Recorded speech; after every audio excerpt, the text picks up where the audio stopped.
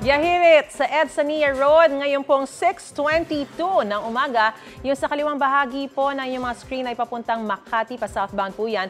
Habang yung sa kanang bahagi naman ay papuntang Monumento. Sa mga sandali pong ito ay moderate to heavy na po ang sitwasyon ng mga sasakyan dyan sa magkabilang lanes ng kalsada. Basa po ang kalsada, kaya medyo hinay-hinay sa pagmamaneho para hindi po maaksidente. Lipat naman po tayo sa Taft Avenue na papuntang Makati naman. Ayan, nako, moderate to heavy na rin po yung volume ng mga sasakyan. Medyo may pagbibigat na po ng daloy sa mga sandaling ito. At makikita po natin yung mga pampasaherong jeep na pumupunta sa may gilid para kumuha ng mga pasahero.